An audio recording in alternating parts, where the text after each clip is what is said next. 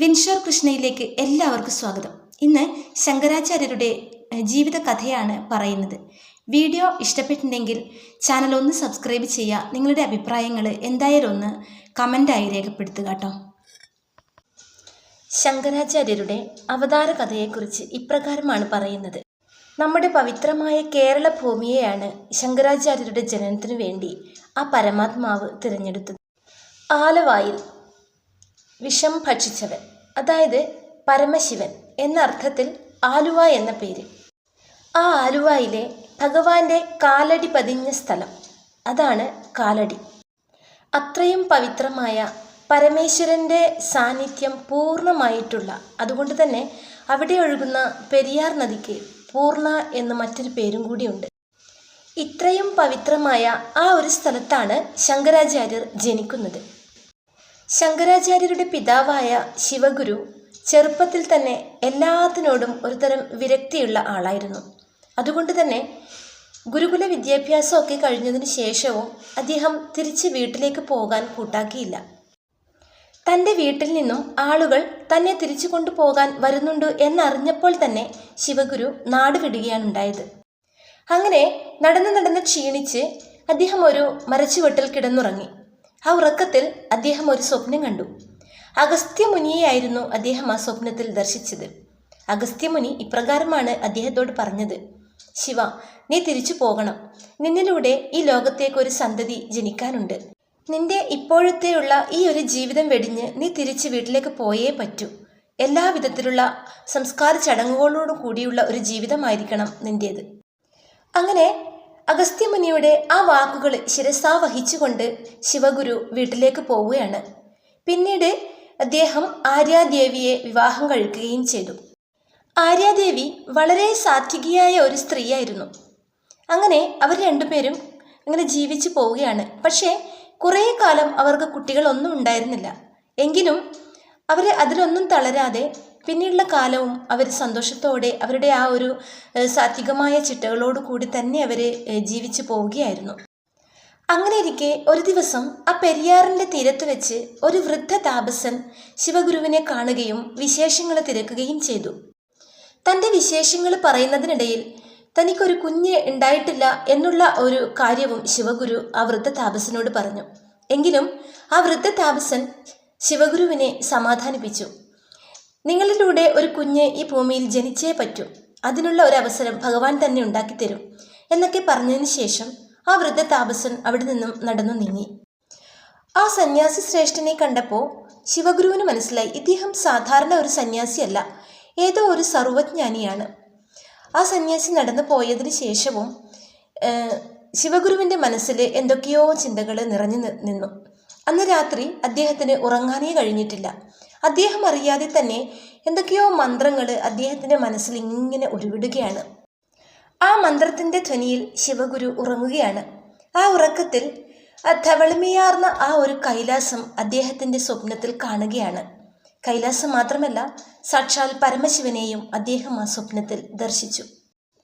പരമേശ്വരൻ്റെ ആ ഒരു സാന്നിധ്യത്തിൽ നിന്നും ഒരു പ്രകാശം പുറത്തേക്ക് വരുന്നതായി ശിവഗുരു കണ്ടു. മാത്രമല്ല, ഒരു സന്യാസി രൂപവും ആ ഒരു പ്രകാശത്തിൽ ലയിക്കുന്നതായി അദ്ദേഹം സ്വപ്നത്തിൽ കണ്ടു. പിന്നീട് ഈ രണ്ട് പ്രകാശവും ചേർന്ന് ഒറ്റ പ്രകാശമായി ഒരു കുന്നിൻ മുകളിലേക്ക് ഇങ്ങനെ പോകുന്നതായിട്ടും അവിടെ വെച്ച് അതൊരു ശിവലിംഗമായി മാറുന്നതായിട്ടും ശിവഗുരു സ്വപ്നത്തിൽ കണ്ടു. അതിനുശേഷം ശിവഗുരുവിന് ഒരു അശരീരി മുഴങ്ങുന്നതായി തോന്നി. ഇതാണ് ഋഷഭാചലം. ഇവിടെ വന്ന് താങ്കൾ എന്നെ ഭജിക്കണം, ഈ ശിവലിംഗത്തെ ഭജിക്കണം എന്നുള്ള ഒരു അശരീരിയും അദ്ദേഹത്തിന് കേട്ടതായിട്ട് തോന്നി. അതിനുശേഷം അദ്ദേഹം ആ ഋഷഭാചലത്തെക്കുറിച്ച് അന്വേഷിച്ചു. അത് മറ്റെവിടെയും ആയിരുന്നില്ല, തൃശ്ശൂർ ജില്ലയിലായിരുന്നു. ആ ശിവലിംഗം വടക്കുംനാഥനായിരുന്നു. ഒടുവിൽ ആ ശിവലിംഗത്തെ ഭജിക്കാൻ വേണ്ടി ഭാര്യ ആര്യാദേവിയെയും കൂട്ടി അദ്ദേഹം പുറപ്പെട്ടു. അങ്ങനെ ഒരുപാട് കാലം ആ ശിവക്ഷേത്രത്തിൽ അദ്ദേഹം ആ ശിവലിംഗത്തെ ഭജിച്ചുകൊണ്ടിരുന്നു. ഒരിക്കൽ സാക്ഷാൽ ശിവഭഗവാൻ തന്നെ ഒരു ബ്രാഹ്മണ രൂപത്തിൽ വന്ന് ശിവഗുരുവിനോട് ചോദിച്ചു, അങ്ങേക്ക് എന്താണ് വേണ്ടത്? അത് കേട്ടപ്പോൾ ശിവഗുരു പറഞ്ഞു, എനിക്കൊരു കുഞ്ഞിനെ വേണം.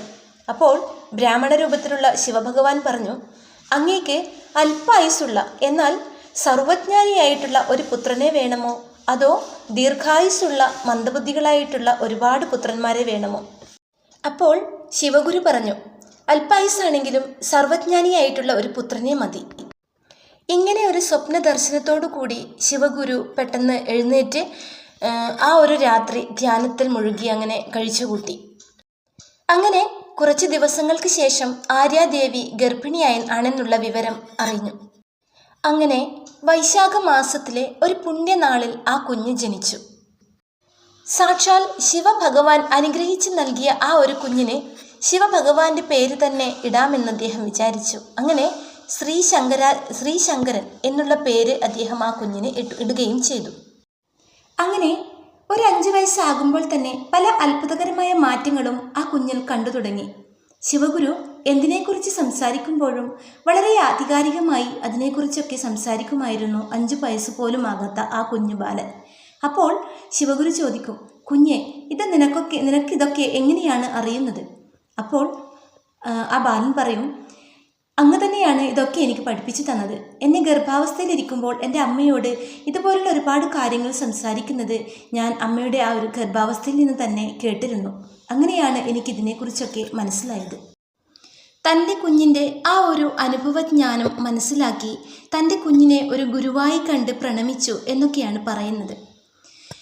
എങ്കിലും ആ കുഞ്ഞിൻ്റെ എല്ലാ കാര്യങ്ങളും ആസ്വദിക്കാനോ പഠിക്കാനോ ശിവഗുരുവിന് സാധിച്ചില്ല. അതിനു മുൻപേ തന്നെ ശിവഗുരു ഇഹലോകവാസം വെടിഞ്ഞു. അങ്ങനെ ബന്ധുക്കളാണ് ശങ്കരനെ ഗുരുകുല വിദ്യാഭ്യാസത്തിലേക്ക് അയച്ചത്. ആ ഗുരുകുല വിദ്യാഭ്യാസത്തിനിടയിലാണ് കനകധാര സ്തോത്രം രചിച്ചതും തുടർന്നുണ്ടായ സംഭവങ്ങളുമൊക്കെ നടന്നത്. അങ്ങനെ കനകധാര സ്തോത്രം രചിച്ചതും ആ നാട്ടിലെ പട്ടിണി മാറിയതുമൊക്കെ ആ നാട്ടിൽ മുഴുവനും പരന്നു. അങ്ങനെ ശങ്കരനെക്കുറിച്ച് എല്ലാവരും അറിഞ്ഞു തുടങ്ങി. അങ്ങനെ ആര്യാദേവി തൻ്റെ വ്രതനിഷ്ഠയിൽ ജീവിതം കഴിച്ചുകൂട്ടുകയായിരുന്നു. എന്നും രാവിലെ തൻ്റെ വ്രതനിഷ്ഠയ്ക്ക് വേണ്ടി കുറച്ചധികം ദൂരമുള്ള പൂർണ്ണ നദിയിൽ പോയി സ്നാനം ചെയ്യുക പതിവായിരുന്നു. അതിനുശേഷം അടുത്തുള്ള വിഷ്ണു ക്ഷേത്രങ്ങളിലും മറ്റു ക്ഷേത്രങ്ങളിലുമൊക്കെ പോയി തൊഴുത് വരുന്നത് ആര്യാദേവിയുടെ ഒരു ശീലമായിരുന്നു. അങ്ങനെ ഒരു ദിവസം ഏകാദശി നോറ്റിട്ട് ദ്വാദശി ദിവസം പൂർണ്ണ നദിയിൽ പോയി കുളിച്ച് തിരിച്ചു വരുന്ന വഴിയിൽ തീരെ ക്ഷീണിതയായി മോഹാലസ്യപ്പെടുകയായിരുന്നു. അമ്മയെ കാണാൻ അന്വേഷിച്ച് നടന്നപ്പോൾ ശങ്കരൻ മോഹാലസ്യപ്പെട്ട് കിടക്കുന്ന തൻ്റെ അമ്മയെയാണ് കണ്ടത്. ഇത് കണ്ട് ശങ്കരൻ പറഞ്ഞു, അമ്മ ഇനി മുതൽ ഇത്രയും ദൂരം വന്ന് സ്നാനം ചെയ്യേണ്ട ആവശ്യമില്ല. ഈ പൂർണ്ണനദി നമ്മുടെ വീടിനടുത്തുകൂടി ഒഴുകുന്നതാണ്. ഇത് കേട്ടപ്പോൾ അമ്മ ഒന്ന് ചിരിച്ചു. തൻ്റെ മകൻ തന്നോടുള്ള സ്നേഹക്കൂടുതൽ കൊണ്ട് പറയുന്നതാണ് എന്ന് മാത്രമേ ആ അമ്മ ചിന്തിച്ചുള്ളൂ. അന്ന് രാത്രി തുലാവർഷമാണ്. ഇടിമിന്നലോട് കൂടിയ അതിശക്തമായ മഴയാണ്. എവിടെ നിന്നോ ഉരുൾപൊട്ടി ഒരു വലിയ പർവ്വത ഖണ്ഡം തന്നെ ആ ഒരു പൂർണ്ണ നദിയിലേക്ക് പതിക്കുകയാണ്. അങ്ങനെ ആ പൂർണ്ണ നദിയുടെ ഒഴുക്കിനെ ആ ഒരു പർവ്വത കഷ്ണം തടസ്സപ്പെടുത്തുകയാണ്. ആ നദിക്ക് ഒഴുകാൻ വേറെ വഴിയില്ലാതെ നദി വഴിതിരിഞ്ഞ് ഒഴുകുകയാണ്. ഇത് കണ്ട് എല്ലാവരും ആർത്ത് നിലവിളിച്ചു. നദി ഇതാ വഴിതിരിഞ്ഞൊഴുകുന്നു. അങ്ങനെ ആ നദി ഈ ശങ്കരൻ്റെ ആ ഇല്ലത്തുകൂടി ഒഴുകുകയാണ്. ഇത് കണ്ടപ്പോഴാണ് ആ അമ്മയ്ക്ക് ശങ്കരൻ തലേ ദിവസം പറഞ്ഞ ആ വാക്കുകൾ ഓർമ്മ വന്നത്. തൻ്റെ മകൻ്റെ ആ ഒരു അമാനുഷിക ശക്തിയെക്കുറിച്ച് അമ്മ ഇങ്ങനെ ചിന്തിക്കാൻ തുടങ്ങി. ഇതൊന്നും അറിഞ്ഞ മട്ടില്ലാതെ അങ്ങനെ സുഖമായി കിടന്നുറങ്ങുകയാണ് ശങ്കരൻ. ഈ സംഭവങ്ങളൊക്കെ കഴിഞ്ഞ് കുറച്ച് നാളുകൾക്ക് ശേഷം ഒരു ദിവ്യ തപോധനൻ തൻ്റെ ആ ഒരു സന്യാസി സംഘത്തോടൊപ്പം ശങ്കരൻ്റെ ആ ഒരു പേര് കേട്ട ഇല്ലത്തേക്ക് വരികയാണ്. അവർ അതിനടുത്തുള്ള ഒരു മരച്ചുവെട്ടിൽ എല്ലാവരും കൂടി വിശ്രമിക്കുകയാണ്. ശങ്കരൻ അവിടേക്ക് നടന്നു നീങ്ങി. അപ്പോൾ അതിൻ്റെ ആ ഒരു നേതാവായിട്ടുള്ള ആ ഒരു സന്യാസി വര്യൻ ശങ്കരനോട് കാര്യങ്ങളൊക്കെ അന്വേഷിച്ച് അവർ തമ്മിൽ അങ്ങോട്ടും ഇങ്ങോട്ടും ഓരോ കാര്യങ്ങൾ സംസാരിക്കുകയായിരുന്നു. ആ നേതൃസ്ഥാനത്തുള്ള സന്യാസി വര്യൻ സാക്ഷാൽ അഗസ്ത്യ മുനിയായിരുന്നു. ശങ്കരൻ നടന്നു വരുന്നത് കാണുമ്പോൾ തന്നെ അദ്ദേഹത്തിൻ്റെ ആ ഒരു ദിവ്യ തേജസ് കണ്ട് അഗസ്ത്യമുനി പോലും അത്ഭുതപ്പെട്ടു പോയി. അങ്ങനെ ശങ്കരനുമായിട്ട് ഏകാന്തത്തിൽ ഒരുപാട് കാര്യങ്ങൾ സംസാരിച്ചു. അതിനിടയിൽ അഗസ്ത്യമുനി പറഞ്ഞു, നിന്നെ കാത്ത് നിന്റെ ഗുരു ഓംകാരേശ്വരത്തിൽ ഒരു ഗുഹയിൽ തപസ്സിലാണ്. നീ എത്രയും പെട്ടെന്ന് അദ്ദേഹത്തിൻ്റെ അടുത്ത് ചെല്ലണം. നിന്റെ ജീവിതം ഇവിടെ ഈ ഒരു സ്ഥലത്ത് ജീവിച്ചു തീർക്കേണ്ടതല്ല. നിന്റെ അവതാര ഉദ്ദേശം ഇതല്ല, മറിച്ചൊന്നാണ്. അമ്മയെ തനിച്ചാക്കി പോകുക എന്നത് വളരെ ദുഷ്കരമാണ്. എങ്കിലും നിന്റെ നിയോഗം മറ്റൊന്നായതുകൊണ്ട് നീ ഇവിടം വിട്ടു പോയി തൻ്റെ ഗുരുവായിട്ടുള്ള ആ ഗോവിന്ദ ഭഗവത് പാദരുടെ അടുത്തേക്ക് ചെന്നൈ മതിയാകൂ. ഇത്രയും പറഞ്ഞ് ആ സന്യാസി സംഘം അവിടെ നിന്നും നീങ്ങി. ഓംകാരേശ്വരം എന്ന് പറയുന്നത് മധ്യപ്രദേശിലാണ്. ഇതിനുശേഷം ശങ്കരൻ മിക്ക സമയങ്ങളിലും ധ്യാനത്തിലായിരുന്നു. എങ്ങനെയെങ്കിലും തനിക്ക് സന്യസിക്കാനുള്ള ഒരു അനുവാദം അമ്മയിൽ നിന്നും നേടിയേ പറ്റൂ. ശങ്കരൻ അത് ഉറപ്പിക്കുകയും ചെയ്തു. എന്നാൽ ശങ്കരന് നന്നായിട്ട് അറിയാമായിരുന്നു, തന്നെ ഇത്രയധികം സ്നേഹിക്കുന്ന തൻ്റെ അമ്മ ഒരിക്കലും ഇതിന് അനുവദിക്കില്ല എന്നുള്ള സത്യം ശങ്കരന് നന്നായിട്ട് അറിയാമായിരുന്നു. അതുകൊണ്ട് തന്നെ അതിനുള്ള ഒരു അവസരം കാത്തിരിക്കുകയായിരുന്നു ശങ്കരൻ. അങ്ങനെ ഒരു ദിവസം ശങ്കരൻ വളരെ സൗമ്യമായി തൻ്റെ കാര്യങ്ങൾ അമ്മയോട് പറഞ്ഞു. എനിക്ക് സന്യസിക്കാൻ പോകണമെന്നുള്ള ആഗ്രഹമുണ്ട്. അതുകൊണ്ട് അമ്മ എന്നെ അതിന് അനുവദിക്കണം. ഇത് കേട്ടപ്പോൾ തന്നെ അമ്മ ഇടിവെട്ടേറ്റതുപോലെ സ്തംഭിച്ചു നിന്നുപോയി. എന്നിട്ട് ഒരുപാട് കരഞ്ഞു, മകനെ ശകാരിച്ചു. അപ്പോഴൊക്കെ ശങ്കരൻ അമ്മയ്ക്കൊരു വാക്ക് കൊടുത്തു. ഇല്ല അമ്മേ, അമ്മയുടെ അനുവാദമില്ലാതെ ഞാൻ എങ്ങും പോകില്ല. ഞാൻ പോകുന്നുണ്ടെങ്കിൽ അത് അമ്മയുടെ പൂർണ്ണ സമ്മതത്തോടു കൂടി മാത്രമായിരിക്കും. തൻ്റെ മകൻ ഇത്തരത്തിലുള്ള ഒരു വാക്ക് തനിക്ക് തന്നിട്ടുണ്ടെങ്കിലും ആ അമ്മ വല്ലാതെ പേടിച്ചു. കാരണം ആ അമ്മയ്ക്കറിയാം തൻ്റെ മകൻ്റെ ആ ഒരു ഇച്ഛാശക്തി എത്രത്തോളം ഉണ്ട് എന്നുള്ളത് ആ അമ്മയ്ക്ക് നന്നായിട്ടറിയാം. പൂർണ്ണ നദിയെ തൻ്റെ ഇല്ലത്തുകൂടി ഒഴുക്കിവിടാൻ മാത്രം കെൽപ്പുള്ള തൻ്റെ മകന് എന്തും സാധിക്കും എന്നുള്ള സത്യം ആ അമ്മയ്ക്ക് നന്നായിട്ടറിയാം. അതുകൊണ്ട് തന്നെ തൻ്റെ മനസ്സ് മാറ്റിയെടുക്കാൻ തൻ്റെ മകന് നിഷ്പ്രയാസം സാധിക്കുമെന്നും അമ്മയ്ക്ക് നന്നായിട്ടറിയാം. അതുകൊണ്ട് തന്നെ ആ അമ്മ വല്ലാതെ ഭയന്നു. തൻ്റെ മകനെ തനിക്ക് നഷ്ടപ്പെടുമോ എന്നുള്ളതോർത്ത് വല്ലാതെ വിഷമിച്ചു. അങ്ങനെയിരിക്കെ ഈ പൂർണ്ണാനദി വഴിമാറി ഒഴുകിയപ്പോൾ അവിടെ ഒരു വിഷ്ണു ക്ഷേത്രം ഉണ്ടായിരുന്നു. ആ ക്ഷേത്രം അതിൽപ്പെട്ട് ഒരുപാട് നാശനഷ്ടങ്ങളൊക്കെ സംഭവിച്ചിട്ടുണ്ട്. അപ്പോൾ ഒരുപാട് ഇഴജന്തുക്കളും ചീങ്കണ്ണികളും ഒക്കെ ഇങ്ങനെ വെള്ളത്തിൽ കൂടി ഇങ്ങനെ ഒഴുകി നടക്കുന്നത് പലരും കണ്ടിട്ടുണ്ട്. അതുകൊണ്ട് തന്നെ ആ ഒരു വിഷ്ണു ക്ഷേത്രം അവിടെ നിന്ന് മാറ്റി മറ്റൊരു സ്ഥലത്ത് പുനഃപ്രതിഷ്ഠയൊക്കെ നടത്തിയിട്ടുണ്ടായിരുന്നു. ഈ ഒരു പ്രതിഷ്ഠയൊക്കെ കഴിഞ്ഞതിന് ശേഷം ശങ്കരൻ മംഗളസ്നാനവേളയിൽ കഴുത്തറ്റം വെള്ളത്തിൽ ധ്യാനനിരതനായി ഇരിക്കുകയായിരുന്നു. അമ്മ നോക്കിക്കൊണ്ടിരിക്കുന്നുണ്ട് മകൻ എന്താണ് ചെയ്യുന്നത് എന്ന്. അപ്പോൾ അവിടെ ഒരു അനക്കം കണ്ടു. കൂടെ അവിടെ ഉണ്ടായിരുന്ന ആൾക്കാരൊക്കെ ആർത്ത് നിലവിളിച്ചു. അയ്യോ മുതല എന്ന് ആർത്ത് നിലവിളിക്കുന്നുണ്ടായിരുന്നു. ഇത്രയും ഒച്ചപ്പാടും ബഹളവും ഒക്കെ ഉണ്ടായിട്ടും ശങ്കരൻ ധ്യാനനിരതനായി ഇരിക്കുന്നത് കാരണം ഒന്നും അറിഞ്ഞതേയില്ല. ഇത് കണ്ട അദ്ദേഹത്തിൻ്റെ സുഹൃത്ത് വിഷ്ണു ശങ്കരനെ പിടിച്ച് വലിച്ച് കരയിലേക്ക് ഇടാൻ നോക്കിയെങ്കിലും അപ്പോഴേക്കും മുതല പിടിച്ചിട്ടുണ്ടായിരുന്നു ശങ്കരനെ. അപ്പോൾ ധ്യാനത്തിൽ നിന്നുണർന്ന് ശങ്കരൻ അമ്മയോട് പറയുകയാണ്, അമ്മേ, എന്നെ ഇതാ മുതല കൊണ്ടുപോകുന്നു. ഇനിയെങ്കിലും അമ്മ സമ്മതിക്കൂ, എന്നെ സന്യാസത്തിന് വിടാമെന്ന്. ആപത് സന്യാസമെങ്കിലും ഞാൻ അനുഭവിച്ചോട്ടെ. ആപത് സന്യാസം എന്ന് പറഞ്ഞാൽ ഇതുപോലെ എന്തെങ്കിലും അപകടം സംഭവിക്കുമ്പോൾ ഒരു നേർച്ച പോലെ നടത്തുന്ന സന്യാസമാണ് ആപത് സന്യാസം. അപ്പോൾ ശങ്കരൻ പറയുകയാണ്, അതിനെങ്കിലും എന്നെ വിട്ടുകൂടെ. ഒടുവിൽ തൻ്റെ മകൻ്റെ ആ ഒരു രക്ഷയ്ക്ക് വേണ്ടി അമ്മയ്ക്ക് അതിന് സമ്മതിക്കേണ്ടി വന്നു. അമ്മ പറഞ്ഞു, ശരി, ഞാൻ സമ്മതിച്ചിരിക്കുന്നു. അങ്ങനെ അമ്മയിൽ നിന്നും ആ ഒരു വാക്ക് കേട്ടതും മുതലയിൽ നിന്നുള്ള പിടിവിട്ട് ശങ്കരൻ കരയ്ക്ക് കയറി വന്നു. അങ്ങനെ മനസ്സില്ലാ മനസ്സോടെയാണെങ്കിലും അമ്മയിൽ നിന്നും സന്യസിക്കാനുള്ള ആ ഒരു അനുവാദം വാങ്ങുകയാണ് ശങ്കരൻ. വെറും 9 വയസ്സ് മാത്രം പ്രായമുള്ള ആ ബാലൻ കേരളത്തിൽ നിന്നും മധ്യപ്രദേശിലേക്ക് തൻ്റെ ഗുരുവായ ഗോവിന്ദ ഭഗവത് പാദരെ തേടി യാത്ര പുറപ്പെടുകയാണ്. അദ്ദേഹത്തിൻ്റെ ആ യാത്രയിൽ ഒരുപാട് പേരെ അദ്ദേഹം പരിചയപ്പെട്ടു. അതിൽ ഒരുപാട് യാത്രക്കാരും അതുപോലെ സന്യാസി വര്യന്മാരും കച്ചവടക്കാരും ഒക്കെ ഉണ്ടായിരുന്നു. അങ്ങനെ ഒരു മാസത്തെ ആ ഒരു യാത്രയ്ക്കൊടുവിൽ അദ്ദേഹം തൻ്റെ ഗുരുവിൻ്റെ ആ ഒരു സ്ഥലത്ത് എത്തുകയാണ്. തൻ്റെ ഗുരുവിനെക്കുറിച്ച് ആ നാട്ടിലുള്ള ആൾക്കാരോട് അന്വേഷിച്ചപ്പോൾ ഗോവിന്ദ ഭഗവത് പാദർ താമസിക്കുന്ന ആ ഒരു ഗുഹ അവർ കാണിച്ചു കൊടുക്കുകയും ശങ്കരൻ അങ്ങനെ അദ്ദേഹത്തിൻ്റെ ആ ഒരു ഗുഹയിലേക്ക് എത്തിച്ചേരുകയും ചെയ്തു. അവിടെ എത്തിയ ഉടനെ തന്നെ തൻ്റെ ഗുരുവിനെ അദ്ദേഹം പാദനമസ്കാരം ചെയ്തു. അവർ തമ്മിൽ യാതൊന്നും സംസാരിച്ചതില്ല. ഗുരുവിനെ ഒന്ന് പ്രകീർത്തിച്ച് മാത്രമേ ചെയ്തിട്ടുള്ളൂ. അന്ന് അങ്ങനെ കഴിഞ്ഞുപോയി. പിറ്റേ ദിവസം ഗോവിന്ദ ഭഗവത് പാദർ ശങ്കരനെ യമുനാ നദീ തീരത്തേക്ക് കൊണ്ടുപോയി അദ്ദേഹത്തിന് സന്യാസി ദീക്ഷ കൊടുത്തു. ശങ്കര ഭഗവത് പാദർ എന്ന സന്യാസി നാമം കൊടുക്കുകയും ചെയ്തു. അങ്ങനെ ഗുരുസന്നിധിയിൽ സാധന ചെയ്തും പാഠം ചെയ്തുമൊക്കെ കുറച്ചു കാലം കഴിഞ്ഞുപോയി. ഒരിക്കൽ ഗുരു ധ്യാനത്തിൽ മുഴുകി സമാധിസ്ഥനായിരിക്കുകയായിരുന്നു. ആ ഒരു സമയത്ത് നർമ്മദാ തീരത്തെ വെള്ളം ഒരുപാട് അങ്ങ് ഉയർന്നുപോയി. ഇത് കണ്ട് പേടിച്ച് സമീപവാസികളൊക്കെ ഗുരുവിനെ കണ്ട് തങ്ങളുടെ ആ ഒരു സങ്കടം പറയാൻ വേണ്ടി ഓടി വരികയായിരുന്നു. പക്ഷേ ശങ്കരാചാര്യർ തൻ്റെ ഗുരുവിൻ്റെ ആ ഒരു സമാധിസ്ഥമായ ആ ഒരു അവസ്ഥയിൽ ഇരിക്കുന്ന സമയത്ത് ബുദ്ധിമുട്ടിക്കണ്ട എന്ന് കരുതി ശങ്കരാചാര്യർ അവരുടെ കൂടെ യമുനാ നദീ തീരത്തേക്ക് വന്നു. എന്നിട്ട് തൻ്റെ കമണ്ഡലു അവിടെ സ്ഥാപിച്ചു. എന്നിട്ട് അവരോട് പറഞ്ഞു, ഇനി പേടിക്കേണ്ട, ഈ ഒരു കമണ്ഡലുവിൻ്റെ അതിനിപ്പുറത്തേക്ക് യമുനാ നദിയുടെ ആ വെള്ളം പൊങ്ങുകയില്ല. പറഞ്ഞതുപോലെ തന്നെ സംഭവിച്ചു. യമുനാ നദിയെ അടക്കി താഴ്ത്തിയതുപോലെ ആ ഒരു കമണ്ഡലുവിൻ്റെ ഇപ്പുറത്തേക്ക് യമുനാ നദിയുടെ വെള്ളം പൊങ്ങിയില്ല. മാത്രവുമല്ല, യമുനാ നദി അതോടെ ശാന്തമാവുകയും ചെയ്തു. അങ്ങനെ കുറച്ച് കാലങ്ങൾ കഴിഞ്ഞതിന് ശേഷം ഗോവിന്ദ ഭഗവത് പാദർ ശങ്കരാചാര്യരെ അടുത്തേക്ക് വിളിച്ചിട്ട് പറഞ്ഞു, അങ്ങ് എല്ലാ വിദ്യകളും അഭ്യസിച്ചു കഴിഞ്ഞു.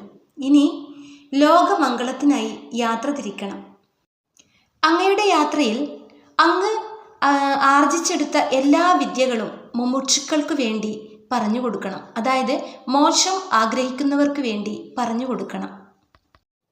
അങ്ങനെ ശങ്കരാചാര്യർ തൻ്റെ ആ ഒരു ജന്മ നിയോഗത്തിൻ്റെ പൂർത്തീകരണത്തിന് വേണ്ടി അവിടെ നിന്നും യാത്ര തിരിക്കുകയാണ്.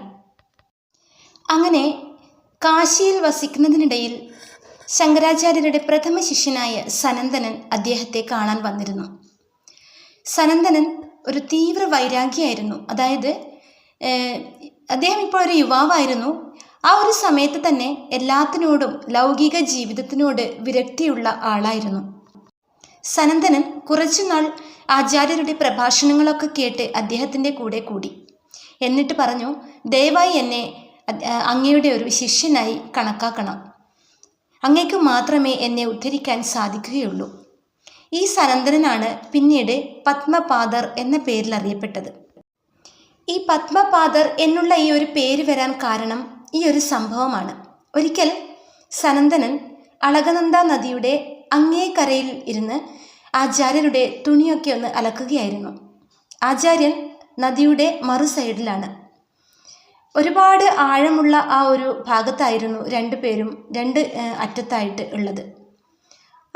ആ ഒരു സമയത്ത് ആചാര്യൻ സനന്ദനെ വിളിച്ചു, സനന്ദ ഒന്നിങ്ങു വരൂ, പെട്ടെന്ന് വരൂ എന്ന് ആചാര്യൻ വിളിച്ചത് കേട്ടപ്പോൾ സനന്ദനൻ ആ ഒരു ഭാഗത്തുള്ള ആ ഒരു നദിയുടെ ആഴമൊന്നും നോക്കാതെ ആ ഒരു ഗുരുഭാവസ്ഥിതനായിട്ട് നടന്നു നീങ്ങുകയാണ്.